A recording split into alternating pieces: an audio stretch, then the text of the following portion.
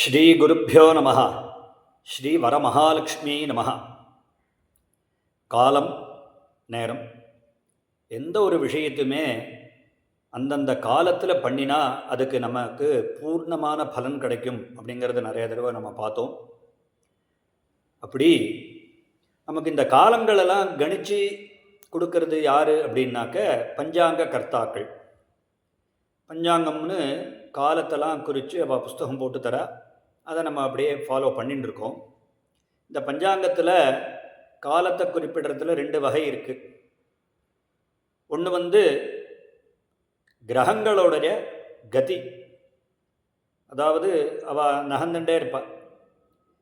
யார் எப்போ எங்கே நகர்றா, எந்த ராசிக்கு போகிறா அப்படிங்கிறதெல்லாம் வச்சு அந்த காலத்தில் ரிஷிகள் முனிவர்கள்லாம் செய்யுளாகவும் சூத்திரங்களாகவும் இந்த குறிப்புகள்லாம் எழுதி வச்சா அதை அவள் படித்து அதில் உள்ள வல்லுநர்கள் துல்லியமாக கணக்கு பண்ணி வரக்கூடிய ஒவ்வொரு வருஷத்துக்கும் எந்த நாளில் எந்த கிரகங்கள், சூரியன், சந்திரன் இவர்களெல்லாம் எங்கே நகர்ந்து எந்தெந்த கட்டத்தில் இருக்கா, அவள் கூட யாரெல்லாம் இருக்கா, என்ன பண்ணுறாங்கிறதெல்லாம் துல்லியமாக கணித்து இன்றைக்கி இன்ன திதி, இன்ன கிழமை, இன்றைக்கி இந்த நட்சத்திரம் எவ்வளோ நாள் இருக்குது அப்படிங்கிறதெல்லாம் ரொம்ப துல்லியமாக அந்த வல்லுநர்கள்லாம் கணித்து நமக்கு பஞ்சாங்கமாக கொடுக்குறா.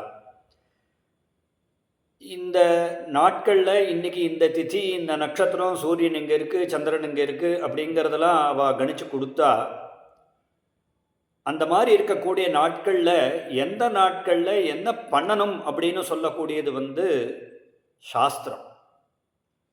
அதனால் சாஸ்திரம் படித்த பண்டிதர்கள் என்ன பண்ணுவா, இன்றைக்கி இன்ன திதி இவ்வளோ நாள் இருக்குன்னா இன்றைக்கி இந்த ஸ்ராத்தமாக இருந்தால் இன்றைக்கி இந்த ஸ்ராத்த திதி எப்போ தான் போடணும், திதியெல்லாம் கணக்கு பண்ணி நாழிகைகளை கணக்கு பண்ணி அவள் பஞ்சாங்க கர்த்தாக்கள் போட்டிருக்கக்கூடிய நாட்கள்லாம் கணக்கு பண்ணி அவள் நமக்கு தர்மசாஸ்திரத்தில் என்ன சொல்லியிருக்கோ, என்ன திதியில் காலம்பரையா, சாயங்காலமா, ராத்திரியா, என்ன நட்சத்திரம், என்ன திதி எப்போ இருக்குது, அதுக்கு என்ன போடணும், எந்த விரதத்தை எப்போ அனுஷ்டானம் பண்ணணும் அப்படிங்கிறதுலாம் தர்மசாஸ்திரத்து மூலியமாக.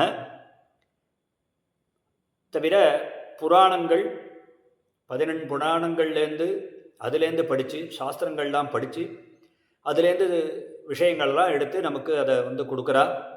ஆக இந்த பஞ்சாங்கத்தில் ஒவ்வொரு விஷயமும் பல வல்லுநர்கள் பண்டிதர்களாக கணிக்கப்பட்டு லோகக்ஷேமத்துக்காக நாம் எல்லாம் காலத்தில் அதை கடைபிடித்து க்ஷேமமாக இருக்கணுங்கிறதுக்காக நமக்கு வழங்கின்னு இருக்கா. அப்படி வரக்கூடிய விஷயங்களில் இப்பொழுது வரலக்ஷ்மி விரதம், அது கொஞ்சம் வித்தியாசமாக சில குறிப்புகளில் வரக்கூடிய ஆகஸ்ட் மாதம் 28ஆம் தேதி என்றும், சில பஞ்சாங்கங்களில் 21ஆம் தேதி என்றும் இருக்கிறது. இதில் ஏன் வித்தியாசம் அப்படின்னாக்க, அது அவர்கள் பண்ணக்கூடிய கணக்குகள், சொல்லக்கூடிய அந்த வாக்கியங்கள்லேருந்து எடுத்துக்கொண்ட அர்த்தங்கள் இவைகளெல்லாம் வச்சு அவள் போடுறா.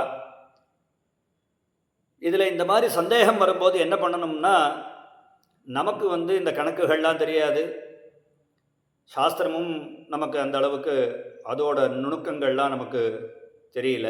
அப்படிங்கும்போது நம்ம யாரை கேட்கணும், நம்மளுடைய குருவை கேட்கணும். நமக்கு குரு அப்படிங்கிறது ஆற்றுக்கு வாத்தியார், அவள் என்ன சொல்கிறாங்கிறத கேட்கணும். அதையும் தாண்டி லோகத்துக்கே குருவான இந்த மாதிரி ரொம்ப நுணுக்கமான ஒரு விஷயம் வரும்போது லோகத்துக்கே குருவான ஜெகத்குருவான நம்மளுடைய பெரியவாளை தான் நம்ம கேட்க முடியும். அதனால் ஒரு சுமார் 160-170 வருஷங்களுக்கு முன்னாடியே ஆதிசங்கரால் நியமிக்கப்பட்ட மூலாம் நாய சர்வஜ பீட்டமான காஞ்சி காமகோட்டி பீட்டத்தில்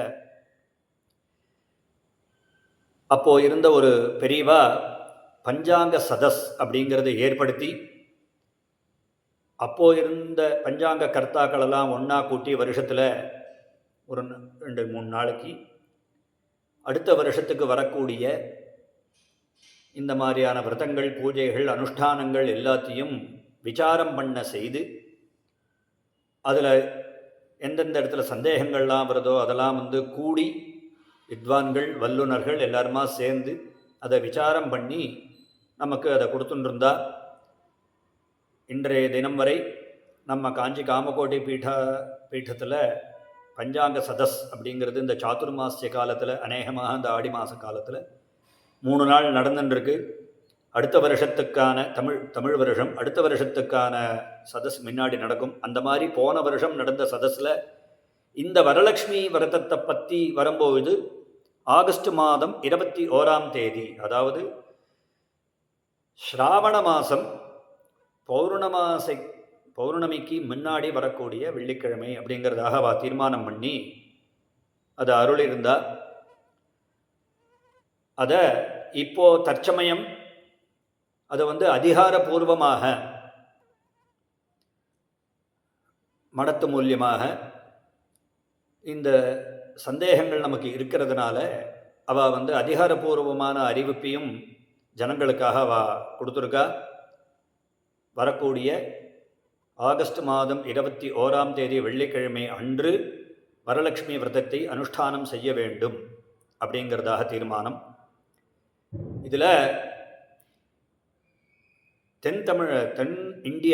தென்னிந்தியாவில் சூரியன் சந்திரன் இவாளுடைய கதியை வச்சு தான் எல்லா விரதங்கள் பூஜைகள் ஸ்ராத்தங்கள் மற்ற கொண்டாட்டங்கள் எல்லாமே இவாளுடைய கதினாக்க அவளுடைய நகர்வு.